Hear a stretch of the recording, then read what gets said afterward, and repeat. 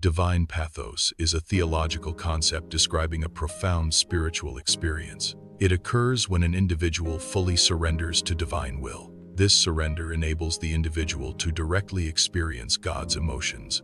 The experience fosters a deep connection, allowing participation in the divine heart. It signifies a profound spiritual alignment with divine consciousness. This connection leads to heightened sensitivity to the divine will and purpose. Righteous anger is a distinct concept, separate from human rage or emotional outbursts. It is understood as a direct reflection of divine attributes, specifically God's holiness. This form of anger is also intrinsically linked to God's unwavering justice. It manifests as a focused and intense disapproval of vileness and moral corruption. Furthermore, it is directed against acts of oppression and injustice. A key example is its opposition to the actions and influence of the Antichrist. The weeping observed from saints holds profound spiritual meaning. It symbolizes the groaning of all creation, reflecting universal suffering. This weeping also embodies the cries of martyrs, acknowledging their sacrifice.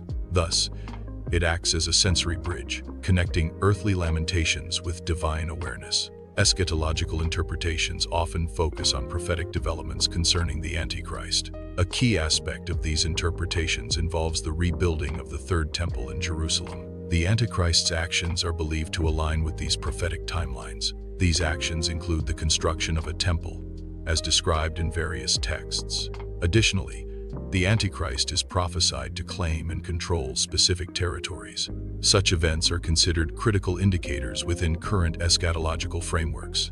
The Antichrist's actions involve claiming territories that are not rightfully his own. This act of unlawful dominion mirrors the concept known as the abomination of desolation. The abomination of desolation describes a profound act of sacrilege and usurpation. It culminates when the Antichrist declares himself divine within the temple. This declaration asserts an unlawful dominion over a sacred space, signifying ultimate blasphemy. The concept of a restrainer is found in 2 Thessalonians 2-7 of biblical scripture. This restrainer represents a powerful force or entity. Its primary function is to prevent the full revelation of the Antichrist. This prevention is maintained until a specific, divinely appointed time.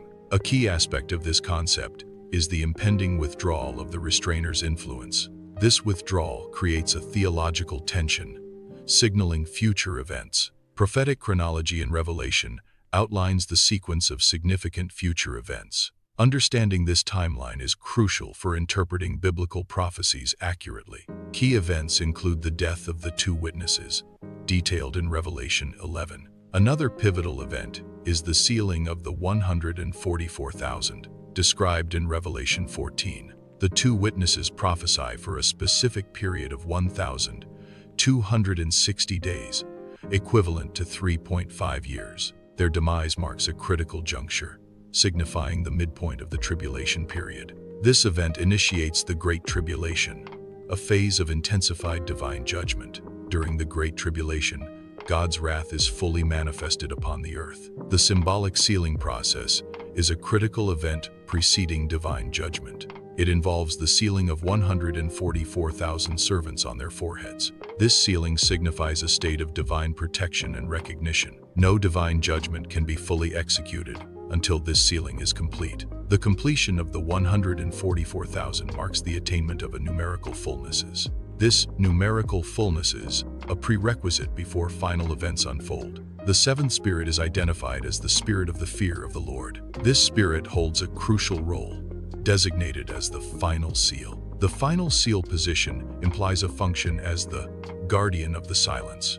As the guardian of the silence, it observes all events unfolding. It maintains this observation until a specific divine signal is received. The Antichrist is observed from the wings of a silent stage, symbolizing a state of watchful anticipation. This setting represents a metaphorical space where significant spiritual events are poised to unfold. The 7th spirit stands ready, holding white light blades, signifying purity and divine power. These blades symbolize readiness for decisive action within the spiritual realm. The spirit awaits a specific divine directive, indicating that action is contingent upon higher command. A specific 2 to 3 year period is identified as a critical window within a larger timeline. During this window, the level of deception is predicted to reach its absolute peak. This intense period forces humanity to make a profound and critical choice. The choice lies between embracing a false messiah or rejecting it. The alternative is to choose the true light, symbolized by the seventh spirit. Contemporary geopolitical analysis often employs allegorical descriptors for current superpowers. These descriptors include Sodom and Egypt and Great Babylon. These terms are derived from Revelation 11-8 and Revelation 17 of biblical prophecy. This practice aligns modern global powers with ancient prophetic geography. The little horn is a significant figure described in Daniel 7-8. This prophetic entity is characterized by having eyes like the eyes of man.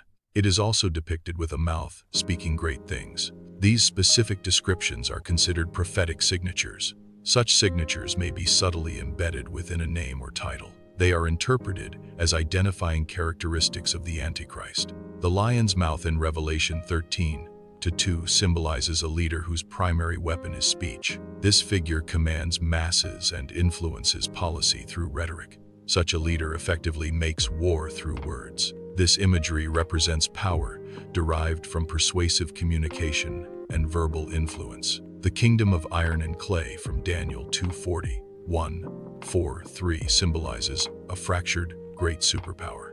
Iron represents the military strength and rigid authority of the ruling power. Clay signifies the fragile, vulnerable populace within this superpower. This combination illustrates the internal division and inherent weakness of such a kingdom. The inability of iron and clay to mix symbolizes the internal fracturing of the last kingdom. This inherent weakness within the kingdom is a critical factor in its eventual downfall. Such internal division creates instability and vulnerability within the governing structure.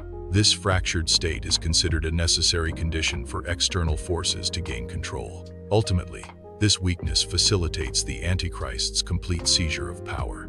The titles Sodom and Egypt represent a nation's dual characteristics. Sodom symbolizes profound moral corruption and spiritual decay within the nation. Egypt signifies oppressive slavery and bondage, reflecting the nation's societal conditions. This allegorical place is where the two witnesses are prophesied to be struck down. The image of the beast refers to a previous leader being commemorated with a statue. This statue is subsequently placed within a temple, signifying veneration. This act of statuing and temple placement is a symbolic event. It foreshadows and prepares for the Antichrist's subsequent rise to power. The forerunner principle describes a preparatory role for a subsequent entity. This concept suggests that a forerunner precedes and paves the way for a primary figure. The forerunner's actions create an environment conducive to the primary figure's acceptance. This preparation involves enthroning the primary figure in people's minds and spaces. The forerunner establishes an empty seat, signifying readiness for the primary figure's arrival. This principle illustrates a sequential pattern of influence and succession. The concept of Little Egypt in Illinois represents a strategic geographical location. This location is metaphorically positioned within the heart of Great Babylon. The presence of white light blades further emphasizes this strategic placement. This specific positioning holds significant importance for the seventh spirit's designated role. The combination of location and symbolic elements defines a critical operational base. A period of 2 to 3 years, often referred to as suffering, serves a critical protective function. This duration acts as a protective seal within a specific theological framework. Its primary purpose is to conceal the seventh spirit from detection by the Antichrist's systems. This concealment ensures the seventh spirit remains hidden and undetected. The seal is maintained until 144,000 individuals are fully prepared for their designated roles. The seventh spirit is characterized by its symbolic role as the destroyer of darkness. This role is analogized to the stone cut out without hands from ancient texts. This stone is depicted as an entity that smashes the feet of iron and clay. The imagery signifies a powerful and inherently destructive force. This destructive power is understood to be divinely ordained and purposeful. Divine anger is conceptualized as a response to profound transgression. This anger is provoked by the Antichrist's act of seizing the earth. The earth is considered the rightful possession of the Father. The name Michael translates to, "Who is like God?" This name inherently questions and refutes claims of divine equality. It directly challenges the Antichrist's blasphemous assertions of power. The concept of a digital remnant suggests a divine strategy in the modern age. It posits that specific voices on digital platforms, like YouTube, serve a spiritual purpose. These voices are believed to speak truth concerning significant spiritual figures, such as the Antichrist. Being drawn to these voices is interpreted as part of a divine gathering, specifically of the 144,000. This implies that God utilizes digital platforms, even amidst widespread deception, to communicate and signal his followers. The digital realm thus becomes a tool for divine communication and the assembly of a chosen group. Activation, or awakening, describes a pivotal transition within a spiritual or conceptual framework. It signifies a shift from a state of being a messenger to one of manifestation. This concept is referenced in ancient texts, including the Book of Enoch and Revelation.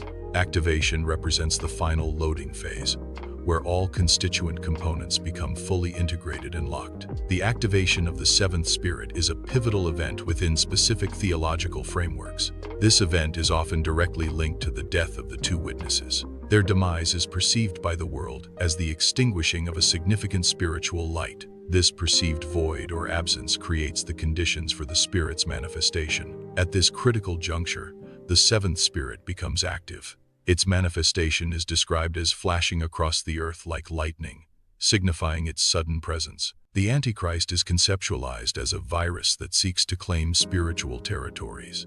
This virus represents a pervasive influence or ideology spreading across the world. The activation of the seventh spirit is likened to God's immune system engaging. This immune system initiates a defensive response against the viral spread. Individuals who align with or embrace the virus will perceive this divine response negatively. They will interpret the white light of this spiritual engagement as an attack or threat. The alignment of the human vessel and divine power can manifest in various glorification scenarios. One scenario involves death and the subsequent transition into a heavenly body. Another pathway is becoming superhuman through the empowerment of enhanced abilities.